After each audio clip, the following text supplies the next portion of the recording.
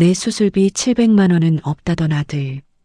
그런데 얼마 뒤 그 아들이 아내랑 2천만 원짜리 유럽 여행을 갔다는 걸 알게 됐습니다. 그리고 더 충격적인 건 제가 살고 있는 시골 땅이 100억짜리 황금 땅으로 바뀌었다는 사실이었죠. 고통의 시작은 경기도의 작은 도시 을지병원 정형외과 병실.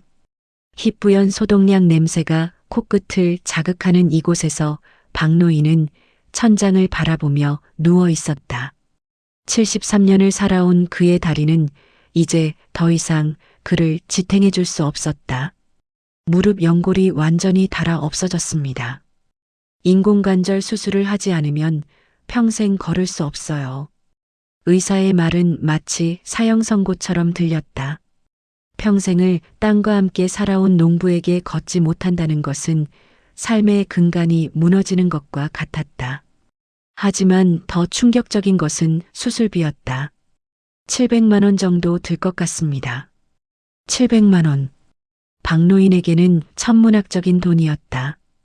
평생을 농사만 지으며 살아온 그에게 그런 목돈이 있을 리 만무했다. 국민연금으로 받는 월 30만 원으로는 하루하루 근근히 살아가는 것도 버거웠으니까. 마지막 희망으로 병실에서 혼자 지낸 지 사흘째 되던 밤, 박노인은 떨리는 손으로 휴대폰을 집어들었다. 화면에는 준호라는 이름이 떠 있었다. 45년 전 갓 태어났을 때 작고 연약했던 아들. 그를 키우기 위해 얼마나 많은 것들을 포기했던가. 준호의 대학 등록금을 마련하기 위해 논 한 뜰락을 팔았던 기억, 결혼할 때 전세금을 위해 조상 대대로 내려온 집까지 처분했던 기억들이 스쳐 지나갔다. 그때마다 준호는 아버지, 나중에 꼭 보답하겠습니다 라고 말했었다. 이제 그 나중이 온 것일까? 박노인은 통화 버튼을 눌렀다. 여보세요? 한참을 기다린 끝에 들리는 아들의 목소리는 어딘지 피곤해 보였다. 준호야, 아버지다. 아, 네. 아버지, 무슨 일이세요? 예전처럼 반가워하는 기색도 없이 건조한 목소리였다. 박노인은 가슴이 먹먹해졌지만 용기를 내어 말을 이었다. 아버지가 다리 수술을 받아야 한다. 의사가 안 하면 평생 못 걷는다고 하네. 아, 그래요? 많이 아프시겠어요. 700만 원이 필요하다. 준호야, 좀 도와다오. 전화기 너머로 길고 무거운 침묵이 흘렀다. 박노인은 그 침묵 속에서 이미 답을 느끼고 있었지만 마지막 희망의 끈을 놓고 싶지 않았다. 아버지. 드디어 들리는 준호의 목소리는 예상했던 것보다도 더 차가웠다. 저희도 지금 정말 여유가 없어요. 민준이 학원비에 수연이 대학 준비비까지. 한 달에 나가는 돈이 얼마나 많은지 아세요? 준호야, 아버지가 너를 키우기 위해서. 아버지, 그 얘기 또 하시면 안 돼요. 지금은 정말 힘들어요. 나중에 여유 생기면 그때. 뚝. 전화는 무정하게 끊겼다. 박노인은 한참 동안 그 신호음을 들으며 멍하니 앉아 있었다. 창밖으로는 어둠이 내려앉고 있었고 병실의 형광등만이 그의 초라한 모습을 비추고 있었다. 내가 너를 위해 평생을 바쳤는데 결국 이거였구나. 그의 중얼거림은 차가운 병실 공기 속으로 스며들어 사라졌다. 병실 창문 틈새로 가을 햇살이 스며들고 있었다. 희뿌연 창틀 너머로 비둘기 몇 마리가 날아다녔지만 박노인의 시선은 텅 빈 벽에 고정돼 있었다. 그때 병실 문이 삐걱 열리며 오랜 이웃이자 평생 친구인 김 씨가 들어왔다. 형님, 괜찮으세요? 얼굴이 많이 상하셨네. 그는 특유의 호탕한 웃음을 지으며 귤 한 봉지를 건넸다. 이거 드시고 힘 좀 내요. 병원 밥만 먹으면 기운이 안 나잖아요. 박노인은 힘겹게 웃으며 귤을 까려 했다. 손이 떨려 껍질이 잘 벗겨지지 않았다. 김 씨는 그 모습을 안쓰럽게 바라보다가 무심히 이야기를 꺼냈다. 아, 그런데 참 부럽더라고요. 준호 부부 말이에요. 유럽 다녀왔더군요. 귤 조각이 바닥에 톡 떨어졌다. 뭐라고 했소? 김 씨는 잠시 말을 멈추다 별일 아니라는 듯 말을 이어갔다. 아, SNS에 사진 잔뜩 올렸잖아요. 파리 에펠탑 앞에서 찍은 사진도 봤고, 로마 콜로세움, 스위스 알프스까지 여행사 통해서 패키지로 다녀왔다더군요. 한 2천만 원은 좋게 들었을 거예요. 아휴, 요즘 젊은 사람들 참 씀씀이가 커요. 박노인의 손에서 귤 조각이 우수수 떨어져 바닥에 흩어졌다. 귤즙이 바닥에 번져나갔다. 유럽 여행? 그의 목소리는 마른 낙엽처럼 바스라졌다. 김 씨는 그제야 상황이 심상치 않음을 느끼고 말끝을 흐렸다. 아니, 제가 괜히 얘기를 꺼냈나 보네. 형님 기분 상하셨으면 미안합니다. 그럴 뜻은 아니었는데. 하지만 이미 박노인의 귀에는 친구의 사과가 들리지 않았다. 내 수술비 700만 원은 없다더니 2천만 원을 여행에 썼다고? 심장이 마구 요동쳤다. 억울함과 분노, 그리고 말할 수 없는 배신감이 한꺼번에 몰려왔다. 그는 벽을 붙잡고 몸을 떨며 속으로 중얼거렸다. 내가 그렇게 하찮은 존재였단 말이냐? 내 목숨값이 여행비 절반만도 못하단 말이냐? 창밖 햇살은 여전히 따스했지만 그의 가슴속은 얼음처럼 차갑게 식어가고 있었다. 내 자식이 맞는지 의심스럽다 그런 생각이 들었다. 가족 모임의 파열음. 한 달에 한 번 있는 가족 모임 날이 돌아왔다. 보통은 둘째 딸 미정의 집에서 모이지만 박노인이 병원에 있는 관계로 이번에는 병원 근처 한정식 집에서 만나기로 했다. 준호가 아내 서연과 함께 나타났을 때 박노인은 그들을 새로운 눈으로 바라봤다. 서연의 손목에는 새로 산 듯한 명품 시계가 있었고 그녀가 들고 있는 가방 역시 값비싸 보였다. 아버지, 많이 좋아지셨어요? 준호의 인사는 평소와 다름없었다. 하지만 박노인에게는 그 말소리마저 가식으로 들렸다. 준호야. 네. 한 가지 물어볼 게 있다. 식탁 위에 놓인 반찬들 사이로 긴장감이 흘렀다. 내 다리 하나 살릴 700만 원은 없다고 했는데 유럽 여행에는 2천만 원을 썼다며? 순간 식당 안이 조용해졌다. 옆 테이블의 대화 소리마저 멈춘 것 같았다. 그걸 어떻게 아세요? 준호의 얼굴이 붉어졌다. 당황한 것이 역력했다. 동네 사람들이 다 알더구나. 나만 바보처럼 모르고 있었지. 아버지, 그건 뭐라고 변명할 거냐? 아버지 수술비는 없으면서 여행비는 있었다고? 이때 큰딸 미정이 더 이상 참지 못하고 일어섰다. 준호야, 정말 너무하다. 미정의 목소리는 떨리고 있었다. 분노와 실망이 뒤섞인 목소리였다. 내가 대학 갈 때 학비 누가 댔는데 아버지가 논밭 팔아서 대준 거 아니야. 누나, 그건 옛날 일이고. 옛날 일? 내가 결혼할 때 전세 보증금 3천만 원은 아버지가 집까지 팔아서 준 거 아니야. 미정의 말에 서연의 얼굴도 굳어졌다.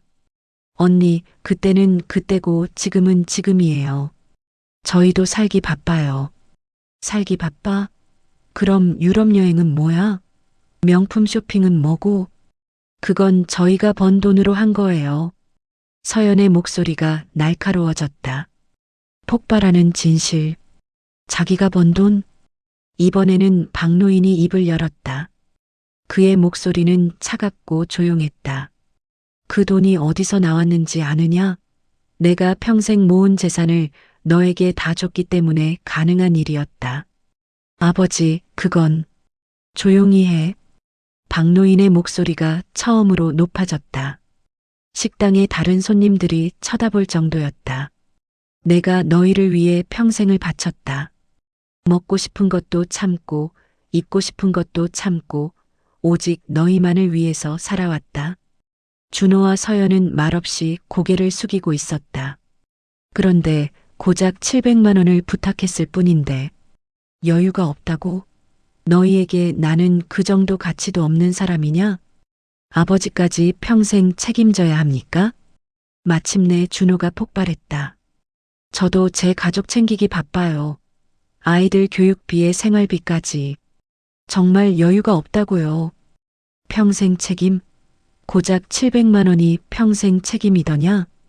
박노인의 목소리는 이제 절망에 가까웠다.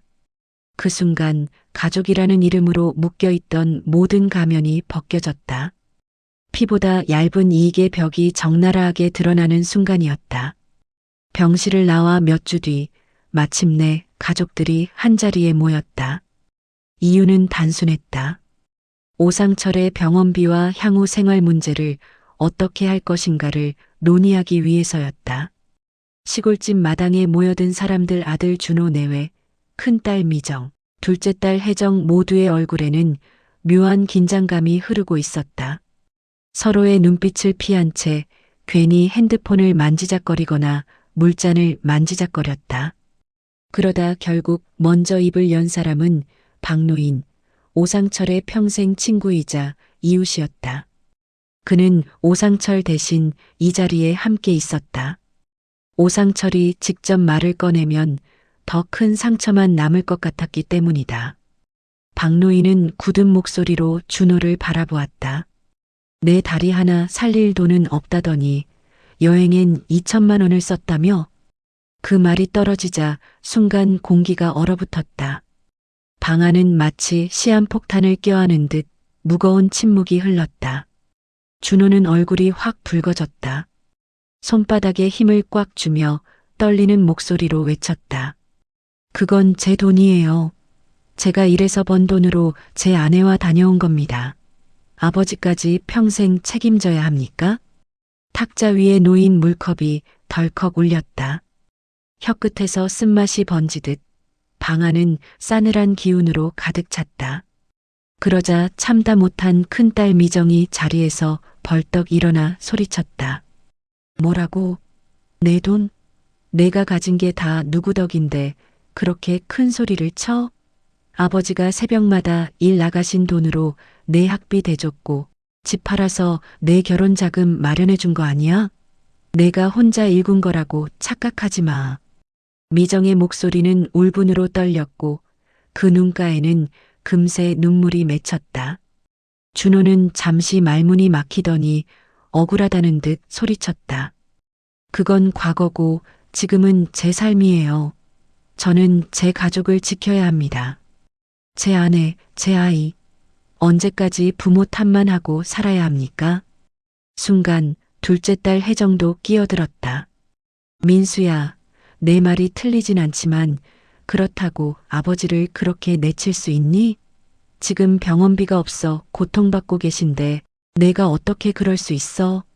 최소한 인간으로서 도리는 지켜야지.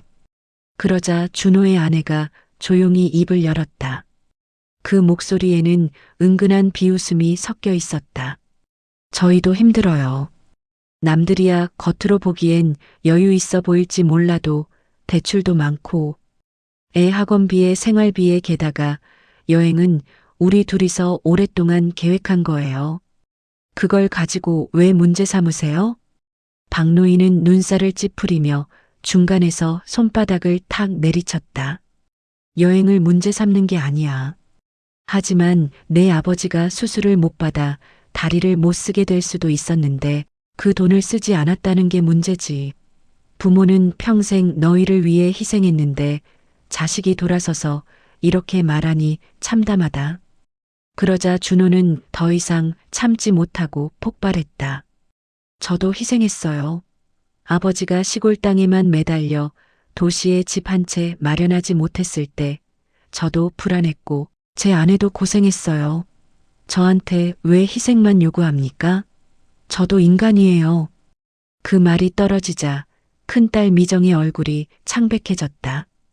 내가 정말 그렇게 생각했구나. 내가 누린 모든 게 아버지의 피와 땀인데 그걸 불만이라고 부르다니. 결국 너한테 아버지는 짐일 뿐이구나. 순간 방 안의 공기가 완전히 달라졌다. 그동안 서로를 향해 쓰던 웃음, 가족이라는 이름으로 덮었던 옹기, 모든 것이 한순간에 벗겨졌다. 남은 건 서로의 이해관계와 이익뿐이었다. 아버지를 부양할 책임은 누구에게 있는가? 누가 더 희생했는가? 누가 더 힘든가? 그 싸움 속에서 가족이라는 이름은 무너져 내리고 있었다. 그리고 그 자리에 앉아있던 오상철은 마치 벽장 속의 그림자처럼 말없이 이 모든 장면을 지켜보고 있었다. 그는 단 한마디도 하지 않았지만 눈빛 속에는 이미 결심이 자리 잡고 있었다. 그래, 너희는 이제 내 자식이 아니다. 피보다 얇은 게 이익이라면 나도 너희를 피가 아닌 세상의 기준으로 대해야겠지. 그날 시골집의 낡은 천장은 오랜 침묵을 삼키며 무겁게 내려앉았다. 가족 모임은 더 이상 화해의 장이 아니었다. 그것은 가면이 벗겨지고 진실이 드러나는 잔혹한 전쟁터였다. 피로 맺은 끈은 이미 끊어졌고 남은 건 서로를 향한 원망과 차가운 계산뿐이었다. 그리고 그 싸움의 끝에 오상철의 마음속엔 단 하나의 다짐만이 남았다. 이제부터는 내 땅과 내 삶을 내가 지킨다. 너희는 그저 구경만 하게 될 것이다. 수술을 받고 회복 중이던 어느 화요일 오후 박노인에게는 예상치 못한 방문객이 있었다. 정장을 입은 중년 남성이 정중한 모습으로 병실 문을 두드렸다. 박 선생님 계시나요? 네, 누구시죠? 구청 개발과에서 나왔습니다. 중요한 말씀드릴 일이 있어서요. 공무원의 얼굴에는 어떤 특별한 기쁨이 묻어 있었다. 마치 좋은 소식을 전하러 온 사람의 표정이었다. 혹시 아버님께서 닭곡리 일대에 농지를 소유하고 계시죠? 네, 있긴 합니다만. 그게 왜요? 박노인은 의아했다.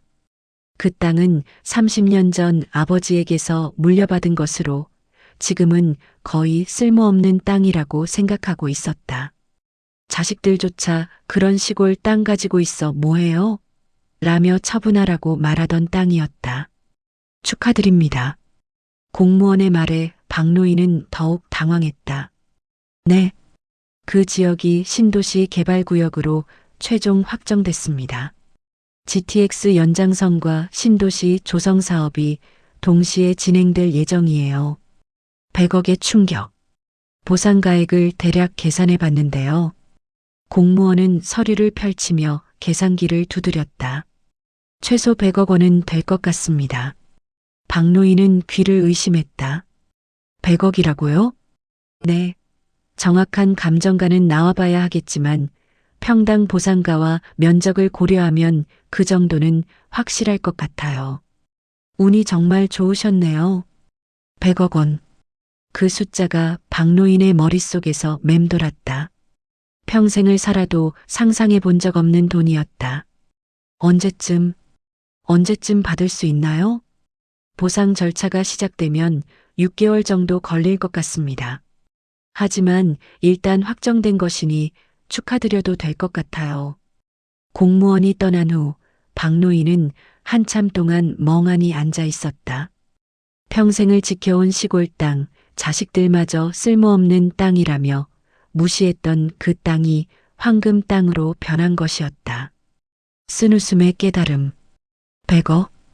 박노인은 중얼거렸다. 700만 원 병원비도 내줄 수 없다던 아들들. 그 아버지가 100억 원의 땅 주인이었던 것이다. 나를 버린 자식들아. 너희들이 내가 가진 걸 끝내 알아보지 못했구나. 그의 입가에는 쓴웃음이 번졌다. 이것이 운명의 장난인지 아니면 하늘이 내린 시험인지 아직은 알 수 없었다. 하지만 한 가지 확실한 것은 이제 모든 것이 바뀔 것이라는 사실이었다. 변화하는 풍경. 소식이 마을에 퍼지자 박노인 주변의 풍경이 급격히 변했다. 평소에는 눈길조차 주지 않던 사람들이 하나둘씩 병실을 찾아오기 시작했다. 꽃다발을 든 이웃들, 문안을 온다는 친척들. 그리고 가장 극적인 변화는 준호 부부에게서 일어났다. 돌아온 아들. 아버지. 병실 문이 급하게 열리며 준호가 들어왔다. 그의 손에는 과일 바구니가, 서연의 손에는 꽃다발이 들려 있었다. 아버지, 안녕하세요. 많이 좋아지셨어요? 서연의 목소리는 평소보다 한껏 밝고 다정했다. 너희가 왜? 아버지, 저희가 매일 오려고 했는데 바빠서. 이제부터는 매일 올게요. 준호의 말에 박노인은 씁쓸한 웃음을 지었다. 얼마 전까지만 해도 한 달에 한 번 보기도 어려웠던 아들이 매일 오겠다고? 아버지, 수술비는 저희가 다 내드릴게요. 그리고 앞으로 용돈도 매달 드리고 좋은 요양병원도 알아볼게요. 서연의 제안에 박노인은 고개를 저었다. 이제 와서? 네. 이제 와서 잘해준다고? 박노인의 목소리는 차가웠다. 진실한 고백. 준호야. 네, 아버지. 내가 나에게 준 건 뭐였느냐? 아버지, 그게 무슨 배신이었다. 냉정한 배신말이다. 준호와 서연의 얼굴이 굳어졌다. 700만 원을 부탁했을 때 너희가 뭐라고 했느냐? 여유가 없다고 했지. 그런데 여행비로는 2천만 원을 쓸 여유는 있었더구나. 아버지, 그때는 정말. 조용히 해라. 박노인의 목소리에는 더 이상 애원하는 기색이 없었다. 대신 단호함이 있었다. 나는 이제 알았다. 너희에게 아버지란 돈이 있을 때만 필요한 존재구나. 역전의 선언. 이 땅과 100억 원의 보상금은. 박노인이 천천히 입을 열었다. 나를 위해서만 쓸 것이다. 그리고 나머지는 나를 끝까지 지켜준 미정에게 줄 것이다. 그 순간 준호와 서연의 얼굴이 하얗게 질렸다. 아버지, 그러시면 안 돼요. 저도 아버지 아들이에요. 준호가 다급하게 말했다. 아들, 700만 원도 못 내주는 게 아들이냐? 아버지, 정말 잘못했어요. 다시 기회를 주세요. 서연도 울음을 터뜨렸다. 기회는 이미 줬다. 너희가 차버린 거고. 박노인의 말은 단호했다. 석양의 다짐. 창밖으로는 붉은 석양이 지고 있었다. 그 빛이 병실을 붉게 물들이는 가운데 박노인은 마음속으로 다짐했다. 내 인생의 마지막 막은 배신이 아니라 역전으로 끝내리라. 100억 원이라는 거금보다도 더 값진 것을 그는 얻었다. 바로 자신의 존재 가치에 대한 확신이었다. 6개월 후, 보상금이 지급된 후 박노인은 새로운 삶을 시작했다. 고급 실버타운에서 편안한 생활을 하며 불우한 이웃들을 도우는 일에 보람을 찾고 있었다. 미정은 매주 아버지를 찾아와 함께 시간을 보냈다. 진정한 가족의 의미를 아는 딸과 함께하는 시간은 그 어떤 보석보다도 소중했다. 어느 일요일 오후 실버타운 정원에서 미정과 산책을 하던 박노인은 문득 깨달았다. 진정한 부자란 많은 돈을 가진 사람이 아니라 자신을 진심으로 사랑해주는 사람이 곁에 있는 사람이구나. 100억 원의 반전으로 시작된 이야기였지만 진짜 결말은 돈이 아니었다. 진정한 사랑이 무엇인지를 깨닫게 해준 것이었다. 세상에는 보이지 않는 실들이 있다. 그 중에서 가장 강한 실은 이익이 아니라 진심으로 맺어진 것이다. 박노인은 그 실을 찾아냈고 그것만으로도 충분히 행복했다. 여러분, 부모의 사랑은 겉으로 드러나지 않아도 늘 우리 곁에 있습니다. 새벽마다 일어나 식탁을 차리고 자신은 굶더라도 아이들의 배를 먼저 채우는 그 마음. 그 희생은 눈에 보이지 않아도 우리 삶을 지탱하는 가장 든든한 뿌리입니다. 우리는 종종 부모의 노고를 잊고 불만과 갈등에 마음을 빼앗기지만 그 깊은 사랑과 헌신은 절대 사라지지 않습니다. 시간이 지나도 세상이 바뀌어도 부모의 마음은 여전히 우리 안에서 살아 숨쉬고 있습니다. 오늘의 이야기가 가슴 아프게 느껴졌다면 그 속에 담긴 부모의 사랑과 희생을 꼭 기억해 주세요. 끝까지 함께 하셨으면 구독 버튼을 눌러주세요. 감사합니다.